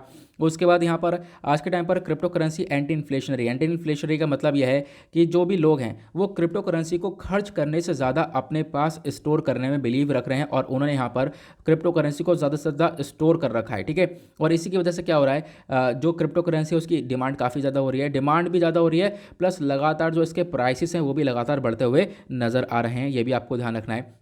फिर उसके बाद क्रिप्टो करेंसी को लेकर काफ़ी सारे कंसर्न्स देखने को मिलते हैं, मतलब चिंता वाली बात है। चिंता वाली बात क्या है, सबसे पहली बात, क्रिप्टो करेंसी को लेकर बहुत भारी भरकम एडवर्टाइजमेंट हो रहा है, ऑनलाइन ऑफलाइन सभी जगह पर एडवर्टीजमेंट हो रहा है, और उसकी वजह से लोग काफ़ी हद तक अट्रैक्ट हो रहे हैं क्रिप्टो करेंसी की तरफ, लोग इन्वेस्टमेंट की तरफ आगे बढ़ रहे हैं। लेकिन दिक्कत वाली बात यह है ना कि क्रिप्टो करेंसी के ऊपर, चाहे वो बिटकॉइन हो, चाहे वो इथेरियम हो, कोई भी क्रिप्टो करेंसी हो, किसी के ऊपर भी रेगुलेटरी बॉडी नहीं है। ठीक है, तो ये एक थोड़ा सा गलत स्टेप देखने को मिलेगा, क्योंकि ये एक स्पेकुलेशन आपको देखने को मिलेगा। ठीक है, एक सट्टेबाजी सा खेल देखने को मिलेगा, ऐसा यहाँ पर स्टेटमेंट में बताया गया। देन उसके बाद क्रिप्टो करेंसी को लेकर दूसरा सबसे बड़ा खतरा यह है कि आज के टाइम पर क्रिप्टो करेंसी का हम लोग इस्तेमाल कर सकते हैं मनी लॉन्ड्रिंग के लिए, यानी जो ब्लैक मनी है उसको व्हाइट मनी में कन्वर्ट किया जा सकता है, प्लस यहाँ पर आतंकवाद को टेरर फाइनेंसिंग की जा सकती है। तो ये अपने आप में एक बहुत बड़ी दिक्कत देखने को मिलेगी। देन उसके बाद एक तीसरा कंसर्न सबसे बड़ा यह है कि क्रिप्टो करेंसी काफ़ी हद तक वॉलेटाइल है, काफ़ी बदलाव इसमें देखने को मिलते हैं। कभी इसका रेट $40,000 हो जाता है, कभी बढ़कर $65,000 हो जाता है महीने महीने के अंदर, कभी गिरकर ये $30,000 हो जाता है। तो यहाँ पर इसके अंदर जो वॉलेटिलिटी होती है वो बहुत ज़्यादा तेज़ है, मतलब काफ़ी हद तक इसके अंदर चेंजेस देखने को मिलते हैं। नाउ बात करें वे फॉरवर्ड की, तो भारत के अंदर यहाँ पर इसको रेगुलेट करने की चर्चा की जा रही है, और इस चीज़ को देखते हुए भारत के अंदर एक बिल आ सकता है, crypto currency and regulation of official digital currency bill 2021। अभी इसको टेबल नहीं किया गया है, अभी यहाँ पर ये फाइनली ये बिल आएगा। तो उसके बाद यहाँ पर चर्चा की जाएगी। देन उसके बाद यहाँ पर क्या है, एक और स्टेटमेंट ये भी है कि देखो हम लोग क्रिप्टो करेंसी को कैसे टैकल कर सकते हैं। दुनिया भर में जो कंट्रीज़ हैं वो आपस में मिलकर कोऑपरेट कर सकती हैं और ग्लोबल पार्टनरशिप के थ्रू हम लोग साथ में कुछ स्ट्रेटजीज़ को मेंटेन कर सकते हैं और उस बेसिस पर हम लोग क्रिप्टो करेंसी को आगे लेकर चल सकते हैं। ये आप लोग को ध्यान देना है। तो बेसिकली मैंने आपको क्रिप्टो करेंसी के बारे में काफ़ी सारी चीज़ें बता दी हैं, तो इनको आप लोग नोट डाउन करके रख सकते हो। क्रिप्टो करेंसी क्या होती है, जैसे आज के टाइम पर बिटकॉइन हो गया, रिपल, लाइट कॉइन, इथेरियम, ये सारी हमारी क्रिप्टो करेंसी हैं। क्रिप्टो करेंसी बेसिकली एक डिजिटल मनी होती है। अब आप कहोगे क्या हमारे पास पैसा आएगा, बिटकॉइन की बात हो रही है तो कोई कॉइन आएगा हमारे पास, तो कोई भी ऐसा कॉइन वगैरह नहीं है, कोई भी इसका फिजिकल फॉर्म नहीं होता है, ठीक है। ये सिर्फ आपके वॉलेट के अंदर पैसा पड़ा रहेगा और डिजिटली कोई भी यहाँ पर मैंने से बताया इसका कोई फिजिकल मनी, कोई भी इसका फिजिकल फॉर्म देखने को नहीं मिलता है। ये आप लोग को ध्यान रखना है। और यहाँ पर ये जो क्रिप्टो करेंसी है पूरी की पूरी ब्लॉकचेन टेक्नोलॉजी के थ्रू काम करती है। ब्लॉकचेन टेक्नोलॉजी में होता क्या है, मान लो यहाँ पर आपने कोई भी एक जैसे कि यहाँ पर मैं आपको समझाता हूँ। मान लो आपने कोई भी यहाँ पर बिटकॉइन को लेकर एक ट्रांजैक्शन किया है, तो वो ट्रांजैक्शन क्या है, वो क्या होता है, उसी डेटा, एक डेटा क्रिएट होता है और वो डेटा जाकर उसी चेन में जुड़ जाता है, ठीक है। और इस प्रकार से चेन बनती रहती है, बनती रहती है। इसको हम लोग बोलते हैं ब्लॉकचेन टेक्नोलॉजी। जो डेटा होता है वो आपस में जुड़ता रहता है, जुड़ता रहता है, जुड़ता रहता है और ऐसी प्रकार से यहाँ पर चेन बनती रहती है। इसको बोला जाता है ब्लॉकचेन टेक्नोलॉजी और ये ऑल्टरेबल नहीं होती, इसको चेंज नहीं किया जा सकता, ये परमानेंट यहाँ पर देखने को मिलती है। इसके बारे में आपको ध्यान रखना है। अब एक क्वेश्चन होगा, बिटकॉइन आ कहाँ से रहे, तो बिटकॉइन लाने के लिए माइनिंग की जाती है। माइनिंग मतलब क्या है कि बड़े बड़े कंप्यूटर्स लगाए जाते हैं और उसमें सीपीयूज होते हैं, सीपीयू के अंदर काफ़ी सारी पावर चाहिए होती है। बिटकॉइन का एक सॉफ्टवेयर चाहिए होता है और कंप्यूटर के अंदर प्रोग्रामिंग को चला देना चाहिए, ठीक है। अब प्रोग्रामिंग को चलती रहती है, लगभग काफ़ी दिनों बाद लगातार कंप्यूटर चलता रहता है, इलेक्ट्रिसिटी काफ़ी ज़्यादा कंज्यूम करता है। देन उसके बाद क्या होता है, यहाँ पर फिर उसके बाद एक बिटकॉइन निकल कर आता है, बहुत सारी प्रोग्रामिंग्स को सॉल्व किया जाता है। तो आज के टाइम पर बिटकॉइन की माइनिंग करना एक बहुत सारे प्रोफेशन ही बन चुका है। लोगों ने बड़े बड़े हॉल्स में माइनिंग के लिए काफ़ी सारे कंप्यूटर्स लगा रखे हैं, बहुत सारे लोग घर पर भी इसकी माइनिंग करते हुए नजर आते हैं। तो यहाँ पर इसके बारे में आप लोग एक आइडिया रख सकते हो। आई होप आपको समझ में आ चुका होगा क्रिप्टो करेंसी बिटकॉइन क्या है ये। उसके बाद अगला आर्टिकल बात करता है रेल फ्रैक्चर के बारे में। देखो जो रेल की पटरियां होती हैं यहाँ पर कहीं कहीं पर काफ़ी बड़े बड़े टूटे देखने को मिलता है, ब्रेक्स देखने को मिलते हैं। उसके बाद कभी कभी वेल्डिंग फेलियर हो जाता है, ठीक है, वेल्डिंग अच्छे से नहीं हो पाती है, तो इससे क्या होगा, ट्रेन की सेफ्टी को ही खतरा है। तो इन सब चीज़ों को देखते हुए जो हमारा बोर्ड है उन्होंने स्टेप उठाया है कि भाई इन चीज़ों को रिजॉल्व किया जाए, ठीक है। ठंडियों के टाइम पर यहाँ पर क्या है, जल्द से जल्द जितने भी यहाँ पर ट्रैक के अंदर जितनी भी यहाँ पर आपको दिक्कतें देखने को मिलेंगी उन ट्रैक को जल्द से जल्द यहाँ पर सही किया जाए, ये ऐसा बताया गया। जो भी रेल फ्रैक्चर है उनको सही कर दिया जाए, जो भी वेल्डिंग फेलियर हैं उनको सही किया जाए, क्योंकि इससे खतरा आम लोगों को है, ठीक है, आम नागरिक को जो ट्रेन में सफ़र कर रहे हैं। और क्योंकि यहाँ पर इसलिए दिक्कत यह है क्योंकि ऐसे पहले केसेस हो चुके हैं। पहले हम लोगों ने देखा कि बहुत सारी ट्रेन जो है पटरी से उतर चुकी हैं इसी चीज़ों की वजह से। कहीं पर क्रैक था पटरी में, कहीं पर फ्रैक्चर मतलब कहीं पर पटरी पर थोड़ी बहुत मतलब टूटापना होगा, या फिर आप कह सकते हो कि कहीं पर वेल्डिंग फेलियर था जिसकी वजह से यहाँ पर क्या हुआ है, ट्रेन पटरी से उतर चुकी थी। तो अभी यहाँ पर इनके ऊपर काम करने की बातचीत की गई है। तो आर्टिकल एग्जाम के लिए इंपॉर्टेंट नहीं है, तो यहाँ पे सिर्फ और सिर्फ एक आइडिया ही काम कर सकता है बस। आगे बढ़ेंगे, नेक्स्ट पेज पर एक आर्टिकल दे रखा है जहाँ पे हमारे एनवायरमेंट मिनिस्टर ने एक स्टेटमेंट दिया है जहाँ पे चर्चा की गई है इंडिया को ज़रूरत है $10 ट्रिलियन तक की। मतलब इंडिया को $10 ट्रिलियन अगर अमाउंट मिल जाए तो हम लोग क्या कर सकते हैं, नेट ज़ीरो की तरफ बढ़ सकते हैं, पोल्यूशन हम लोग कम से कम कर सकते हैं। तो हम लोगों ने अपना टारगेट रखा है, आपको मालूम होगा जो कॉन्फ्रेंस ऑफ पार्टीज 26 की मीटिंग हुई है ग्लासगो में, यहाँ पर हमने टारगेट रखा कि साल 2070 तक भारत यहाँ पर नेट ज़ीरो एमिशन करने वाला है, नेट ज़ीरो तक पहुँचने वाला है।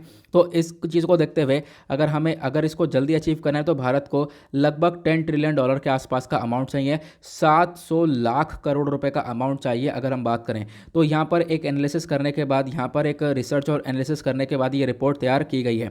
इन्होंने बताया ये जितना भी अमाउंट है इसमें से जो 8.4 ट्रिलियन अमाउंट होगा ये सिर्फ और सिर्फ रिन्यूएबल एनर्जी को जनरेट करने के लिए लगाया जाएगा। सोलर एनर्जी से कैसे हम लोग ऊर्जा का इस्तेमाल कर सकते हैं, विंड एनर्जी से कैसे ऊर्जा का इस्तेमाल कर सकते हैं, सिर्फ और सिर्फ इतना पैसा इसी में लगाया जाएगा। बाकी जो 1.5 ट्रिलियन पैसा होगा, ठीक है, ये हम लोग इंडस्ट्रियल सेक्टर के ऊपर लगाने वाले हैं ताकि जो इंडस्ट्रीज़ है इनको हम लोग ग्रीन हाइड्रोजन प्रोवाइड करवा सकें। ग्रीन हाइड्रोजन को बनाया जाएगा क्योंकि ग्रीन हाइड्रोजन एक तरीके से यहाँ पर आप कह सकते हो एक रिन्यूएबल एनर्जी की तरह काम करने वाला है।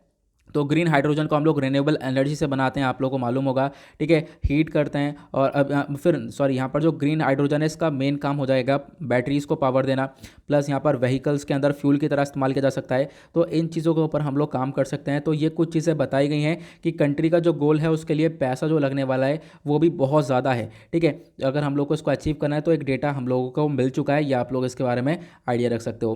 देन इसका नेक्स्ट पेज पर कुछ काफ़ी सारे आर्टिकल हैं जो कि बिल्कुल बकवास है, इनको आप लोग स्किप कर सकते हो। इकलौता सा छोटा सा आर्टिकल है, यहाँ पर बात करता है कि जो मोबाइल कनेक्टिविटी प्रोजेक्ट्स हैं ये काफ़ी हद तक फ़ायदा पहुंचाने वाले हैं जो हमारे ट्रैवल पीपल होते हैं इन लोगों को। देखो, मैंने कल आप लोगों को बताया था कि जो हमारी सरकार है वो आज के टाइम पर कोशिश कर रही है कि बहुत सारे ऐसे एरियाज़ जहाँ पर गरीबी सबसे ज़्यादा है, वो एरियाज़ काफ़ी हद तक पिछड़े स्तर में आ रहे हैं। उन एरियाज़ को क्या करना है, उन एरियाज़ को हम लोग यहाँ पर मोबाइल सर्विसेज प्रोवाइड करवा सकते हैं। मोबाइल सर्विसेज मतलब वहाँ पर हम लोग 4G कनेक्टिविटी को पहुँचा रहे हैं। तो गवर्नमेंट ने यहाँ पर पूरा फोकस कर लिया है कि साल 2023 तक हम लोग लगभग 7,200 गाँव के अंदर 4G कनेक्टिविटी को पहुँचाने वाले हैं। इसके लिए जो पैसा खर्चा जाएगा वो 6,500 के आसपास, 6,500 मतलब नहीं, 6,500 करोड़ रुपए यहाँ पर खर्चा जाएगा।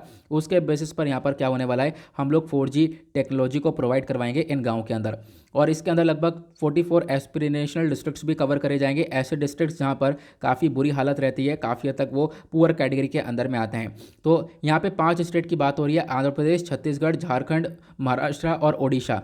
तो यहाँ पर ये कुछ 5 राज्य हैं जहाँ पर क्या करा जाएगा, अच्छे से काम किया जाएगा। इन एरियाज़ के अंदर बहुत सारे आपको ट्राइबल पॉपुलेशन भी देखने को मिलेगी। इन सबको सबसे ज़्यादा आप कह सकते हो कि हम लोग सपोर्ट करने वाले हैं। यहाँ पर इन एरियाज़ के अंदर बहुत सारे गांव हैं, जैसे मैंने आपको बताया 700 से ज़्यादा गांव है, जहां पर क्या करने वाले हम लोग 7,000 से ज़्यादा गांव आपको देखने को मिलेंगे, जहां पर हम लोग क्या करने वाले हैं, इन लोगों को 4G कनेक्टिविटी प्रोवाइड करवाने वाले हैं, ठीक है। तो ये यहाँ पर स्टेटमेंट दिया गया है। आई होप आपको ये क्लियर हो चुका होगा, ठीक है। अभी हाल ही में आपको मालूम होगा जनजातीय गौरव दिवस मनाया गया, उसके बारे में भी यहाँ पर एक छोटा सा स्टेटमेंट दिया गया है। बाय द वे, नीचे कॉमेंट सेक्शन बताना कौन सी तारीख को हम लोगों ने गौरव जनजातीय दिवस को मनाया है।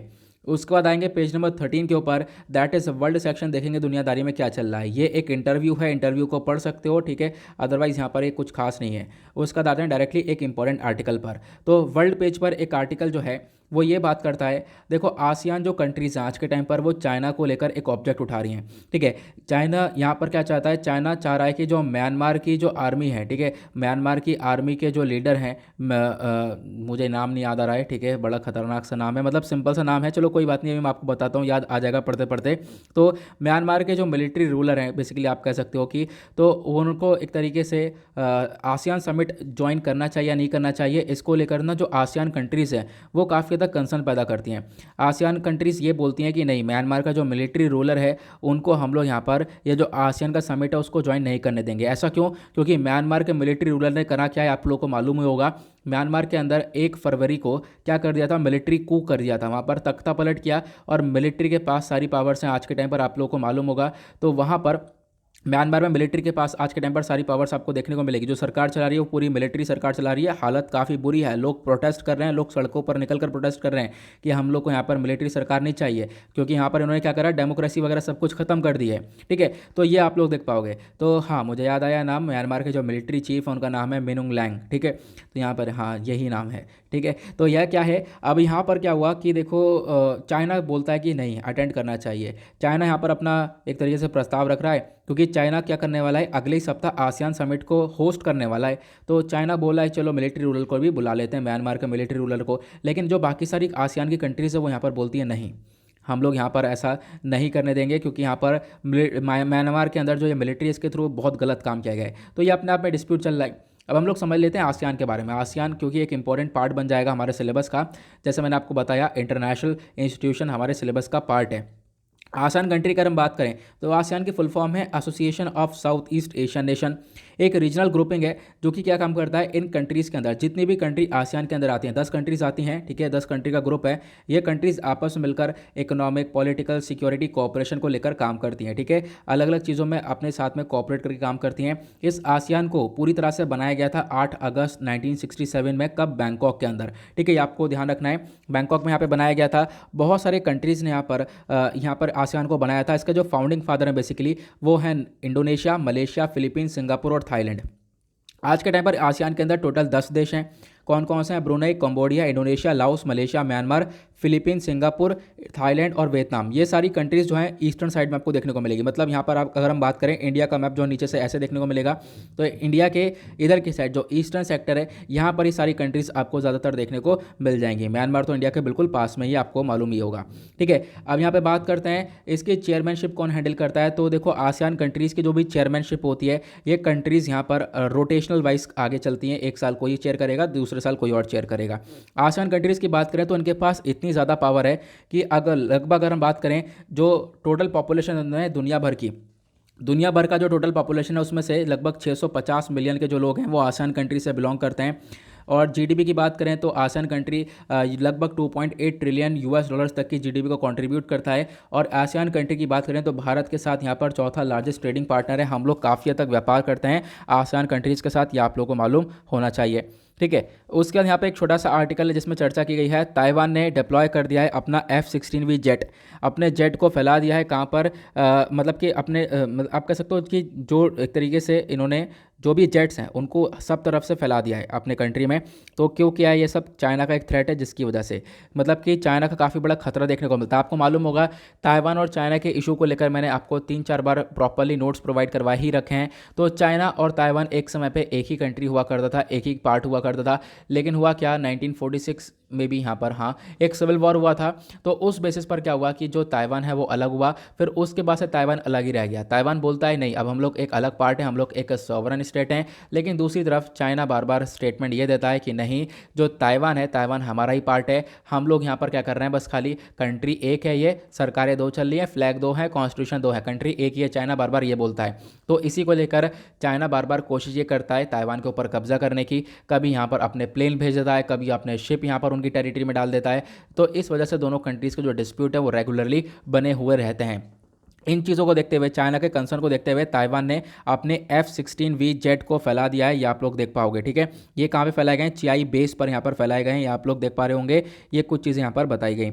उसका एक आर्टिकल है छोटा सा, रशिया ने टेस्ट कर लिया है हाइपरसोनिक क्रूज मिसाइल को। तो इसके बारे में आप लोग को ध्यान रखना है। ठीक है, तो यहाँ पर मैं आप लोगों को बताता हूँ कि रशिया ने थर्सडे में ये काम किया है, एक सक्सेसफुल टेस्ट कर लिया है अपना खुद का जिरकॉन हाइपरसोनिक क्रूज मिसाइल का। इसी के बेसिस पर आज का थंबनेल लगा है। इसको मैं सोच रहा था थोड़ा सा डिटेल में पढ़ाऊँ। ठीक है, कभी टाइम मिलेगा तो डेफिनेटली इसको थोड़ा सा डिटेल में पढ़ेंगे। मैंने आप लोगों को काफ़ी बार हाइपरसोनिक मिसाइल के बारे में बताया हुआ है, लेकिन हमें एडिटोरियल भी कवर करना है ना, इस वजह से मैं आपको थोड़ा सा ऊपर ऊपर से इस आर्टिकल को बता रहा हूँ। आर्टिकल छोटा सा यह भी देखो, यहाँ पर क्या है, हाइपरसोनिक मिसाइल कौन सी होती है। हाइपरसोनिक मिसाइल की जो स्पीड होती है वो बहुत तेज़ होती है, लगभग जैसे साउंड की स्पीड होती है, जो ध्वनि की स्पीड होती है ना, उससे 5 गुना ज़्यादा तेज़ जो स्पीड होती है वो हाइपरसोनिक मिसाइल्स की होती है। तो आपको ध्यान रखना है। ठीक है, तो हाइपरसोनिक मिसाइल यहाँ पर टेस्ट किया रशिया ने। अभी हाल ही में आपको मालूम होगा चाइना ने भी ये टेस्ट किया था, लेकिन चाइना का टेस्ट लगभग फेल हो चुका था। काफ़ी जो उसने टारगेट सेट किया था ना, वो टारगेट पे हिट नहीं हुआ। टारगेट से 30-40 किलोमीटर दूरी जाकर यहाँ पर वो मिसाइल हिट हुआ है।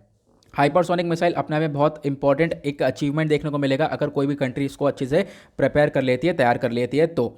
ठीक है, अब हाइपरसोनिक मिसाइल के अंदर एक जेट का इस्तेमाल होता है, आपको मालूम होना चाहिए, उसको हम लोग बोलते हैं स्क्रैम जेट। इस जेट का इस्तेमाल होता है। ठीक है, अब यहाँ पर स्क्रैम जेट का इस्तेमाल होता है। ठीक है, और जो हमारी जो मिसाइल्स होती हैं उसके अंदर राम जेट का इस्तेमाल होता है। हाइपरसोनिक के अंदर स्पीड हम लोग को थोड़ी ज़्यादा चाहिए होती है, तो जो ये वाला जेट है ना, ये वाला जेट लगाया जाता है, इसके अंदर स्पीड और तेज़ मिलती है। और जो हमारे एरोप्लेन्स होते हैं, एरोप्लेन्स के अंदर भी तो एक जेट का इस्तेमाल होता है, उसको हम लोग बोलते हैं टर्बोजेट। ठीक है, जो एरोप्लेन्स होते हैं ना ये वाले, इसके अंदर टर्बोजेट का इस्तेमाल होता है, आप लोगों को मालूम होना चाहिए। और एक चीज़ आप लोगों ने कभी सोचा है एरोप्लेन उड़ता क्यों है? ठीक है, क्योंकि यहाँ पर इसके अंदर कोई मशीन वगैरह लगी होगी, नहीं, मशीन का कोई रोल नहीं है, सारा जो रोल है इन जेट का रोल है। तो आगे आपको दो ये बंदूक से जेट दिख रहे होंगे। ठीक है, अभी मैं एक बार थोड़ा सा इमेज ऐसे दिखाता हूँ, ये आपको जेट दिख रहा होगा, ये है टर्बोजेट। ठीक है, इसकी मदद से एरोप्लेन उड़ता है। इस टर्बोजेट का मेन काम क्या होता है? मेन काम ये होता है कि बाहर से हवा को खींचना अपने अंदर, हवा को जब खींचता है अंदर और पीछे से यहाँ पर उसी तेज़ी से प्रेशर से हवा को पीछे छोड़ता है। अब जब प्रेशर से जब पीछे हवा जाएगी तो प्लेन हमारा आगे को भागता है, यह आप लोग को मालूम होना चाहिए। जैसे गुब्बारा होता है ना, गुब्बारे के अंदर आपने हवा भरी, पकड़ लो यहाँ से, गुब्बारे को छोड़ दो, उसका जब छोड़ोगे तो हवा नीचे निकलेगी, गुब्बारा आगे की साइड भागेगा।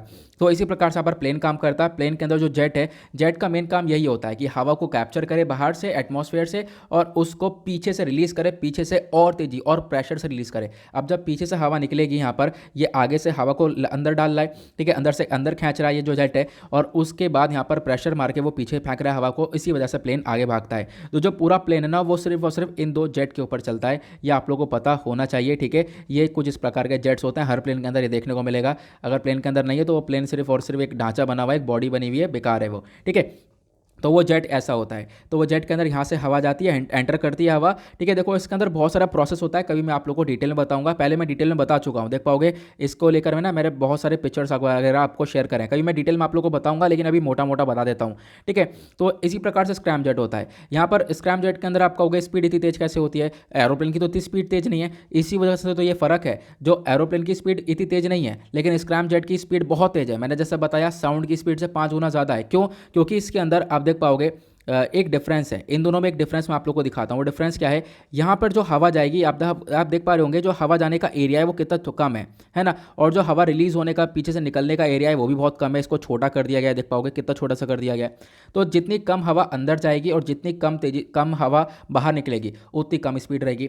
यहाँ पे आप देख पाओगे इसको, जो ये लास्ट वाला मार्जिन, इसको कितना चौड़ा कर दिया गया है, और जेट को पतला कर दिया गया है ना। इसको पतला कर दिया गया है, इसको भी चौड़ा कर दिया गया है, मतलब ज़्यादा हवा इसके अंदर जाएगी, ज़्यादा हवा यहाँ पर पीछे से वो रिलीज करेगा, ज़्यादा प्रेशर से हवा छोड़ेगा, तो यहाँ पर इसकी स्पीड भी ज़्यादा तेजी से बढ़ती हुई नजर आएगी। इसी प्रकार से रामजेट भी होता है, लेकिन रामजेट के अंदर भी आप देख पाओगे स्पीड थोड़ी सी कम होती है। इसकी हाइपरसोनिक के अंदर स्पीड बहुत ज़्यादा तेज होती है। क्यों? क्योंकि आप इसका देख पाओगे जेट कितना पतला है, यहाँ पर ये ज़्यादा हवा का इस्तेमाल करता है, ठीक है। ये आप लोग इसके बारे में आइडिया रख सकते हो। आई होप आपको क्लियर हो चुका होगा। मैंने सोचा था कि मैं नहीं समझा पाऊंगा आज यहाँ पर इस आर्टिकल को, लेकिन थोड़ा बहुत हम लोगों ने इसको क्लियर कर ही लिया है। काफ़ी डिटेल में मैं आने वाले टाइम पर डेफिनेटली बताऊंगा, तो उसकी फिक्र बिल्कुल मत करो। उसके बाद हाँ, एक वीडियो में मैंने बताया हुआ है, एक डेली करंट अफेयर वाले वीडियो, मैंने इसको काफ़ी अच्छे समझाया था। मेरे से अगर पॉसिबल हुआ तो मैं उस वीडियो का लिंक आपको नीचे डिस्क्रिप्शन में दे दूंगा, ठीक है। उस वीडियो में मैंने सबसे पहला आर्टिकल ही ये वाला डिस्कस किया था, और इतना बेहतरीन तरीके से डिस्कस किया था कि आपको सारी चीज़ें क्लियर हो जाने वाली हैं, ठीक है।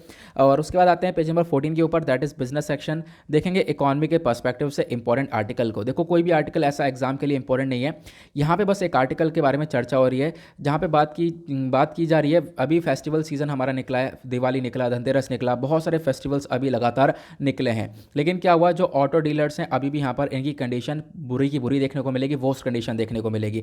हमने सोचा था कि यहाँ पे क्या होगा, फेस्टिवल सीजन आएगा तो जो ऑटोमोबाइल सेक्टर है हमारा वो ग्रो हो जाएगा, गाड़ियाँ वगैरह बिकेंगी, लेकिन ऐसा नहीं हुआ है। जो सेल है वो काफ़ी हद तक कम ही देखने को मिली है, ऐसा यहाँ पर देखने को मिलेगा। कहीं पर भी आपसे एग्जाम में ये नहीं पूछने वाले हैं, ठीक है। मैंने बस खाली आपको एक ओवरव्यू दे दिया है ताकि हम लोग पेज के साथ साथ चलते भी रहें। अब डायरेक्टली चलते हैं हम लोग अपने एडिटोरियल पर, देखेंगे आज के इंपॉर्टेंट एडिटोरियल्स को। तो आज फ्राइडे है, फ्राइडे में ऑलरेडी बहुत कम एडिटोरियल्स आते हैं, क्योंकि आप देख पाओगे अगला पेज ओपेड का आता है। यहाँ पर बातचीत की गई है क्रिकेट के बारे में, और बातचीत की गई है एक इंटरव्यू के बारे में, तो यह पेज तो हमारा पूरा ही बेकार है, तो ये पेज तो हमारे लिए बिल्कुल भी इंपॉर्टेंट नहीं है। प्लस यहाँ पर अगर हम बात करें तो 2 एडिटोरियल बहुत इंपॉर्टेंट है। ये वाला एडिटोरियल है जहाँ पर ऑथर ने COP26 के मीटिंग के बारे में सारी चीज़ें बताई हैं, ठीक है। दूसरा एडिटोरियल क्या है, वो यहाँ पर आपको ये वाला देखने को मिलेगा। US और चाइना का भी हाल ही में एक समिट हुआ है, वर्चुअल समिट, इसके बारे में डिस्कशन किया गया। यहाँ पर दूसरे वाले आर्टिकल में, इस वाले एडिटोरियल में तेलंगाना के बारे में चर्चा की गई है, तो आप लोग इसको छोड़ सकते हो, ठीक है। तो 2 ही आर्टिकल बेसिकली बहुत इंपॉर्टेंट है। तो इस वाले एडिटोरियल में एक खास बात बताऊं क्या है, इन्होंने पूरा COP26 का समिट चेप दिया है। चेपने का मतलब यह है कि जो COP26 का समिट हुआ है ग्लासगो के अंदर, जितनी भी बातें हुई हैं वो सारी बातें यहाँ पर इसके अंदर कवर कर दी गई हैं, ठीक है। मतलब जो भी समिट के अंदर बातचीत हुई है वो सब यहाँ से लेकर इन्होंने, पता है, यहाँ तक मैं आपको दिखाता हूँ, यहाँ तक जो पूरा आर्टिकल आप जब पढ़ोगे, जैसे मैंने पढ़ा है, तो मुझे यहाँ से लेकर यहाँ तक जितनी बातें सारी जो COP26 के अंदर हुई हैं ना, वो सारी बातें यहाँ पर इनके थ्रू बताई गई हैं। पता है फिर लास्ट में उन्होंने क्या बताया, लास्ट में बताया कि जो यहाँ पर क्या है कि जो एक्शन है इसको स्टार्ट कर दें, मतलब कि जितनी भी बातें हुई हैं ग्लासगो के ऊपर, इसके ऊपर एक एक्शन लेना शुरू कर देना चाहिए, इन्होंने लास्ट में ये बोला है। तो मैं आपको समझाता हूँ, ठीक है। चलो एक एक करके शुरू करते हैं कि COP26 के समिट के अंदर आखिरकार क्या क्या हुआ था। तो आर्टिकल को हम नोट्स के फॉर्म में डिस्कशन करेंगे। ये आपको जो मैं नोट्स प्रोवाइड करवा रहा हूँ, ये वाले अब की बार वाले, ठीक है, इसको आपको तैयार करके रखना है। COP26 समिट के अंदर जितनी भी बातें हुई हैं वो सब मैंने यहाँ पर नोट्स की फॉर्म में तैयार कर दी हैं, तो आप लोग को यहाँ पर इसको अपने पास स्टोर करके रखना है। आर्टिकल यहाँ पर GS पेपर 3 के पर्सपेक्टिव से इंपॉर्टेंट है, क्योंकि हमारे सिलेबस में एनवायरमेंटल पोल्यूशन, डिग्रेडेशन, ये सारे टॉपिक्स देखने को मिलते हैं। तो न्यूज़ में क्यों है, क्योंकि इंडिया ने अभी हाल ही में जो COP26 का समिट है यहाँ पर अनाउंस कर दिया है कि भारत 2070 तक कार्बन न्यूट्रलिटी की तरफ बढ़ेगा। हम लोग जो है पोल्यूशन को कम से कम करेंगे, लेकिन कब, 2070 तक। ये हमने अपना डिसीजन लिया है, ये आप लोग को मालूम होगा। ये सब कहाँ हुआ है, ग्लासगो के समिट के अंदर। तो ये जो समिट है वो ग्लासगो के अंदर हुआ है, ये आप लोग को मालूम होगा। देन उसके बाद अब हम लोग बात करते हैं क्या क्या अचीवमेंट्स यहाँ पर देखने को मिले हैं। तो अचीवमेंट के अंदर अगर हम बात करें, जो ये ग्लासगो का समिट है, इसने यहाँ पर सभी कंट्रीज़ को फोकस करवाया है, सभी कंट्रीज़ के ऊपर जोर दिया है कि भाई आपको पोल्यूशन कम से कम करना पड़ेगा, क्योंकि आज के टाइम पर जो पोल्यूशन बढ़ रहा है इसकी वजह से क्लाइमेट चेंज का जो कंसर्न है, इससे दुनिया भर में काफ़ी प्रॉब्लम्स क्रिएट हो रही हैं और आने वाले टाइम पर ये प्रॉब्लम्स और भी ज़्यादा बढ़ सकती हैं। ठीक है, और यहाँ पे आपको ध्यान रखना है, जो अगला साल 2022 के अंदर भी कोप का मीटिंग होने वाला है, लेकिन वो कोप 27 होगा। तो जो कोप 27 होगा वो इजिप्ट के अंदर होगा, ये आप लोग को ध्यान रखना है। लेकिन जो कोप 28 है वो कहाँ पर होगा, नीचे कमेंट सेक्शन में इसके बारे में बताओ। नाउ जो अभी यहाँ पर जो 26 वाला, जो अभी साल 2021 के अंदर अभी जो कोप 26 वाला समिट हुआ है, इन्होंने यहाँ पर टारगेट रखा है कि ग्लोबल वार्मिंग को हम लोग 1.5 डिग्री सेल्सियस से ऊपर बढ़ने नहीं देने वाले हैं। ये हम लोग यहाँ पर फोकस रखेंगे ताकि पोल्यूशन को कम से कम रखें। इंडिया ने भी इसको ज्वाइन किया, इंडिया ने अपना 2070 तक का टारगेट दिया, ये मैंने आप लोगों को बता ही दिया। हम लोग पोल्यूशन को कम करेंगे 2070 तक। अब यहाँ पर कंट्रीज़ के थ्रू क्या क्या स्टेप उठाया गया, सबसे पहला स्टेप उठाया गया ग्लासगो ब्रेक थ्रू एजेंडा। ये एजेंडा क्या है, यहाँ पर देखो बोला गया कि जो कुछ कंट्रीज़ हैं वो आपस में कोऑपरेटिव एफर्ट लगाने वाली हैं। जो कंट्रीज़ हैं वो मिलकर साथ में क्लीन टेक्नोलॉजीज़ के ऊपर काम करेंगी। ठीक है, सोल्यूशन निकाल लेंगे कि किस प्रकार से हम लोग क्लीन एनर्जी का इस्तेमाल कर सकते हैं, रोड ट्रांसपोर्ट में पोल्यूशन ना हो इसके ऊपर कैसे फोकस कर सकते हैं, हाइड्रोजन का कैसे प्रॉपर इस्तेमाल कर सकते हैं। तो इन सब चीज़ों के ऊपर यहाँ पर जो कंट्रीज़ है वो आपस में मिलकर काम करने वाली हैं, ये इस समिट के अंदर बताया गया था। दूसरा मुद्दा उठाया गया कोयले को लेकर। देखो कोयला आज के टाइम पर बहुत बड़ा कंसर्न है। कोयले का इस्तेमाल से हम लोग इलेक्ट्रिसिटी को उत्पन्न कर रहे हैं, इलेक्ट्रिसिटी जनरेट कर रहे हैं, और कोयले के कार्बन कंटेंट की वजह से ही आज के टाइम पर पोल्यूशन काफ़ी बढ़ता हुआ हम लोगों को नजर आता है। तो कोयले को कम करने की लगातार चर्चा की गई।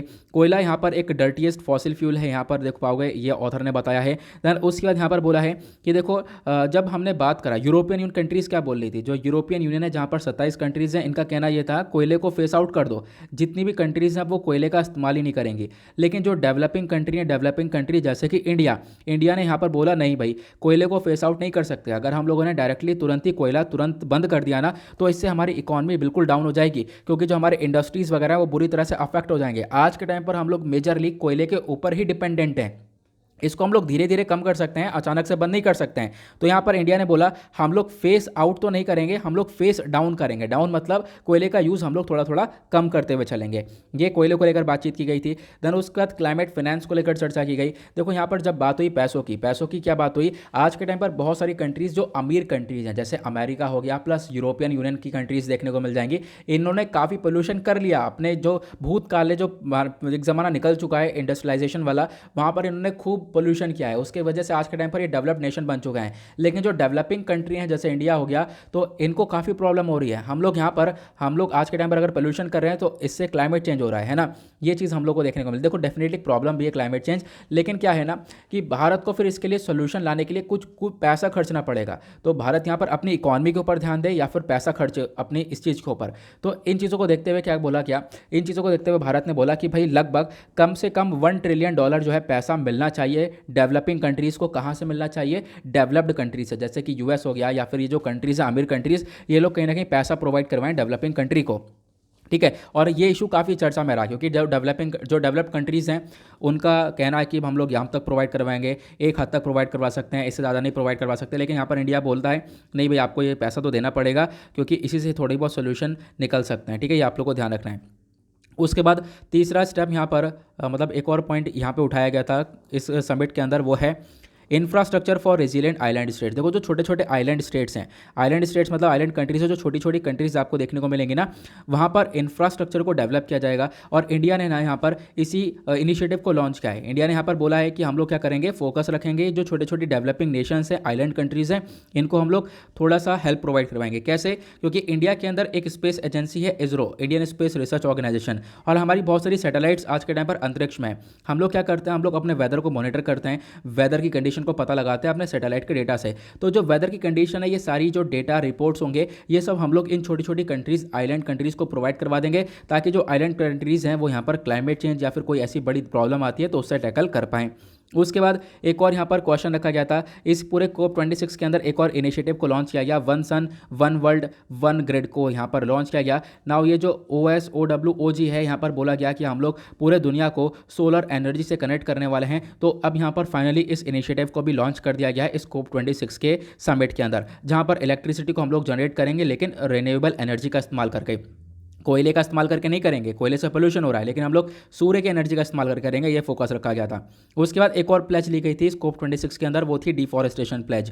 प्लेज का मतलब यहाँ पर आप कह सकते हो एक प्रॉमिस किया गया सभी कंट्रीज़ के थ्रू, बोला गया कि हम लोग यहाँ पर डिफॉरेस्टेशन नहीं करेंगे, पेड़ की कटाई नहीं करेंगे, क्योंकि यहाँ पर एक रिपोर्ट बताती है साल 2020 के अंदर दुनिया भर ने लगभग 2,58,000 स्क्वायर किलोमीटर तक का जो फॉरेस्ट जो जंगल है वो हमने खोया है। ठीक है, तो क्या है, अब हम लोग को ये काम नहीं करना है, तो हम लोग को क्या करना है, अब यहाँ पर डिफॉरेस्टेशन को बिल्कुल इससे दूरी रहना है, हम लोग को पेड़ वगैरह की कटाई नहीं करनी है, हम लोग को एफॉरेस्टेशन की तरफ बढ़ना है, पेड़ को लगाना है। तो ये चीज़ें यहाँ पर देखने को मिलेंगी, मैंने आपको सारी चीज़ें बताई हैं। ठीक है, जैसे यहाँ पर जितनी भी चीज़ें हैं, जैसे कि कौन सी साल तक क्या क्या टारगेट है, इंडिया का 2070 तक का टारगेट है, मैंने आप लोग को बता दिया।